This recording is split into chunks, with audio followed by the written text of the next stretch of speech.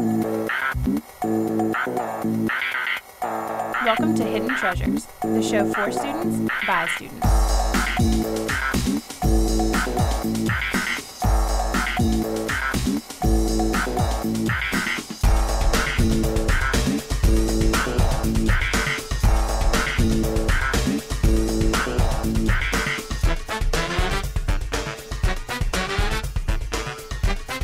And here's your host, Tori Fox. Hey guys, and welcome to another edition of ECU's Hidden Treasures. I'm your host, Tori Fox. When's the last time you volunteered yourself to the community? Still thinking? Well, if you are, it must have been a while. Today's show is all about volunteering and service learning. We have in our studio reporter Jonathan Butler and a special guest to speak with us a little further on the subject. How you doing, John? I'm doing pretty good. How are you doing today? I'm excellent, thank you. Appreciate you being here. No doubt. So we're talking about volunteering today. That's excellent. What exactly are your volunteering experiences, if any? Well, I'm in a fraternity. We usually go out to the Boys and Girls Club all the time, go play with the kids, play basketball with them, play pool with them, all types of stuff like that. We also have, at North Pitt High School in Greenville, we have a Kappa League. It's like a developmental league for students there. We got like some sophomores, juniors, and seniors in there. Cool. I don't help out in the tutoring aspect. I just help out in like the mentor aspect of it. I'm not too good at like math and science and stuff. I need help on the paper. I help on that part. But that's pretty much what I volunteer and stuff. Do you think students on campus get involved in volunteering as much as they should? No, I don't think so. Students always claim that they're busy doing this, busy doing that, but nah. I mean, some students, they do volunteer. I'm not going to say none of them do, but I don't think everybody does as much as they should. Absolutely. Yeah. Well, I understand that you have a package ready about volunteering on campus and all that fun stuff, so let's go ahead and check it out. Guys, we'll see you in just a minute. Let's do it. When most people hear the word volunteer, they automatically think of picking up trash off the side of the road or volunteering the services at a soup kitchen. And although these experiences can be educational, there are numerous other things students can do to volunteer their services in an area more focused around their curriculum and major. Here at East Carolina University, we know that learning takes place both inside and outside the classroom. But since textbooks are nothing more than words on a page, ECU offers service learning projects so that students don't have to just memorize material anymore, but they can also live it. So hey, what are you doing? Students always claim that they're busy doing this or busy doing that, but as students, how busy are we really? Here we are on the beautiful campus of East Carolina University. Behind me is the Student Health Center, and we have to my left the American Red Cross bus. Now they're here on campus accepting donations of blood. Now I'm gonna go inside and volunteer my services of giving blood and want you all to come inside and join me. We here on campus collect over 3,000 pints that go to local hospitals. Here's a blood drive that is on one of our mobile units. Normally what we do is we get sponsor groups from around campus to run in buildings. The mobile is one option that we can explore. It's really important that we get blood. Every time you get blood, it's worth 5 hours here on ECU's campus in forms of service hours. A lot of teachers give extra credit, and you also save 3 lives. Faith Fambro. I'm a team leader. I'm one of the mobile managers that goes out and is in charge of the blood drive. And why do you feel it's important for students to give their time and volunteer and give blood at blood drives? I think it's a good way for the community to get involved. There is no human substitute for blood. If men donate blood 3 times a year, it cuts the risk of heart attack in half. 1 pint of blood can save up to 3 adults or 6 babies, depending on how to use it. It's just a wonderful thing to do. Okay. All right, well, thank you for your time. Thank you. That wasn't hard at all. I just spent about an hour of my time, donated a pound of blood. I just saved 3 lives. Now, come on. Volunteering can't get any easier than that. So I just did my part. Now, what are you going to do to give back to the community? This is Jonathan Butler reporting for Hidden Treasures. Guys, thanks for coming back with us to wrap things up here with Jonathan.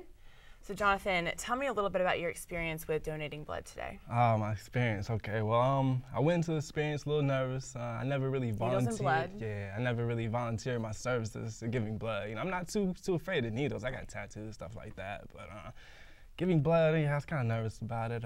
Went in there not really knowing what to expect with the needles and stuff, but they pretty much just set me down. It was very painless. It was very painless. They kind of talked you through it? Yeah, they taught me through it. I mean, pretty much, not really like, okay, you know, calm down, you're gonna be okay. Nothing like that. Probably the most painful thing about it is I got my finger pricked, and that was just pretty much the only thing painful about it. Right. They asked me like a whole bunch of questions. It was about like a little more than 60 questions.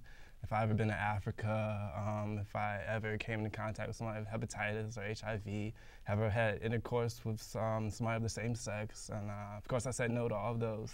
And pretty much they set me down, they drew my blood, and yeah, it was pretty much painless. After that, they gave me some pretzels and juice, and I was feeling good. Was the experience worth it? Experience was worth it. They told me I saved 3 lives, so yeah, well, hey. I feel good about myself. Check it out, you're a lifesaver. Yeah. They tried to pull blood from this arm, but my vein was too small, but this one was like huge. Like the blood came out in like 4 minutes. It was kind of amazed. That's kind of crazy. That's fast. It's like a record or something. Wow. Yeah. Impressive. Setting records. Yep. And volunteering at the same time. That's awesome. Well, guys, thank you for your time. I definitely appreciate you being here, and thank you for saving 3 lives today. I know those 3 lives appreciate it. Guys, we'll be right back after the break with a special guest. Thanks.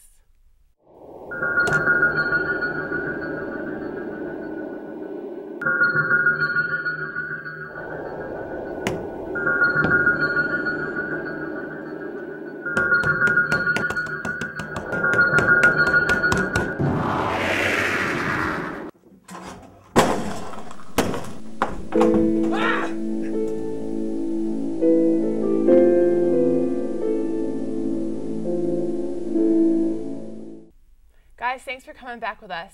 We're now going to be with special guest, volunteering coordinator, Michael Loffelman. Michael, thanks for being here with us today. Thanks for having me, Tori. Absolutely. So tell me a little bit about your job with the Volunteer and Service Learning Center. Sure. The Volunteer and Service Learning Center is the main resource on campus for volunteering and service learning. We have a volunteer coordinator, myself. We have a service learning coordinator. We have a community partner coordinator, and we also have some student staff to help with our different programs and projects. Absolutely. So with you as volunteering coordinator, like what exactly do you do on a daily basis? Well, I do a lot. I help out with student organizations who are interested in volunteering. I help out with university programs like the Honors College, like the EC Scholars, like the Access Scholarship Program. Also the College of Business. I also help out individual volunteers. So if you yourself wanted to stop on by and do some volunteer work, we would have a conversation about that. I also run some volunteer programs. So for example, Alternative Spring Break or the TRIPS program, Focus program, Pirate Playtime, things like that. Excellent. So tell me, what are the benefits for students as far as volunteering goes? Tori, there are so many benefits of volunteering. It helps you get jobs, it helps you with communication skills, it helps with leadership skills, it makes you a more qualified candidate, it puts you in contact with people from diverse backgrounds. Absolutely. There's just so many options to volunteer, and each option provides different benefits to you, the student. It shows that you take initiative in community issues, that you're just not sitting at home on your couch watching TV, Absolutely. that you're getting out in the community and doing good work. Do you think it's a good networking experience as well? I mean, there's so many different organizations. I mean, you can volunteer anywhere, and so I guess there's lots of opportunity there. I do. If you're a child life major, it helps with deciding on career goals. If you're undecided, it helps you get an idea of what you want to do for a living. If you're interested in community work, that works. Even business majors, they can see how nonprofits are run from a business perspective by volunteering. Is it true there are some majors that require volunteering? Yes and no. Okay. That's a good question. I would say that there is currently only one major that requires volunteering. The College of Business requires students to volunteer in order to graduate. Right. With that said, I will say that there are a lot of other majors that require or encourage students to volunteer, either to get into the major or to get into graduate school. For example, pre-med programs encourage students to volunteer in order to get into medical school. Absolutely. Well, we're going to take a quick break and do a little PSA, and then we'll be right back with some more questions. Guys, we'll see you in just a couple minutes.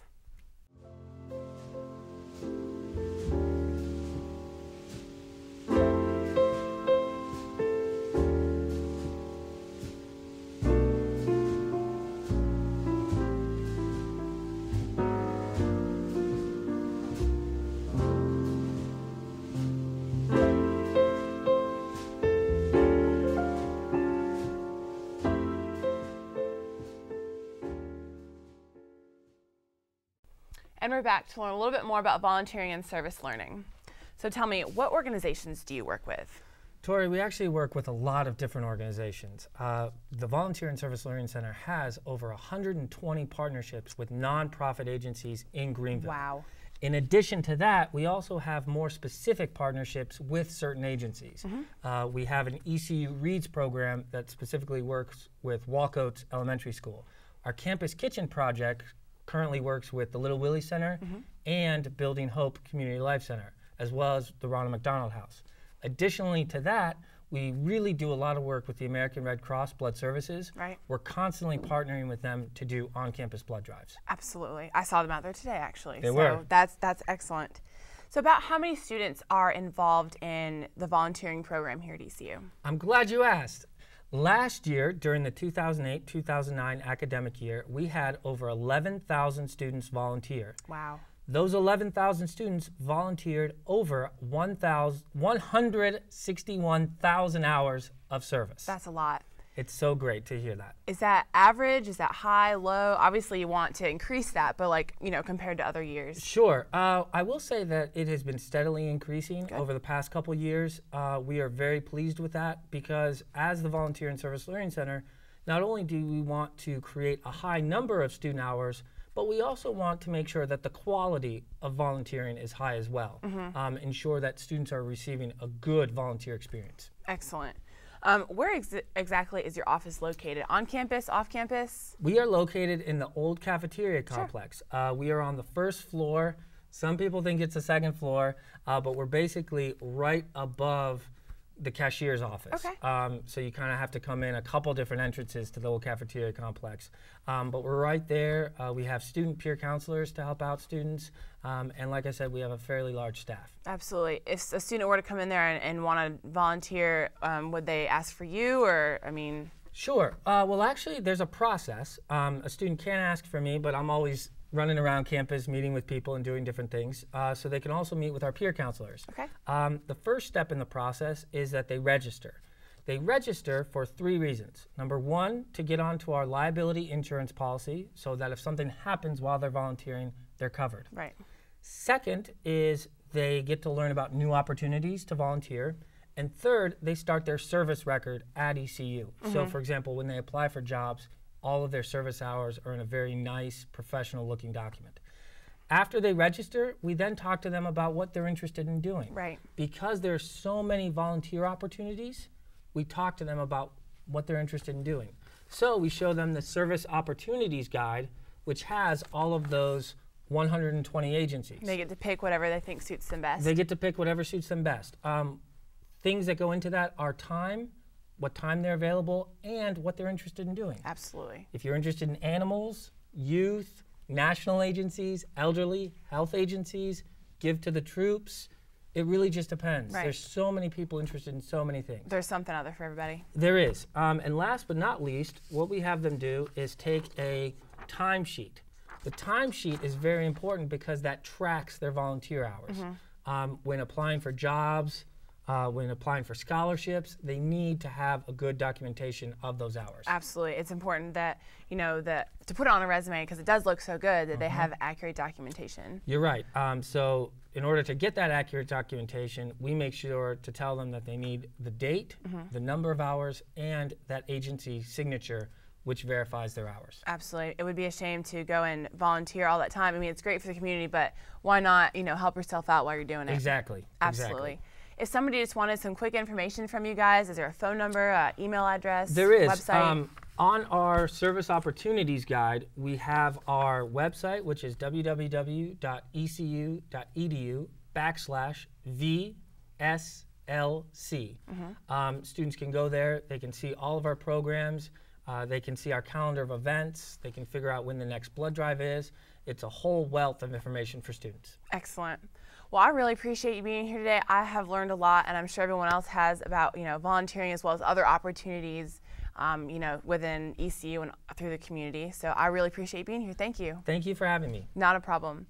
Guys, we're going to go ahead and do the bus stop of the day, and it's from Mike Brindle.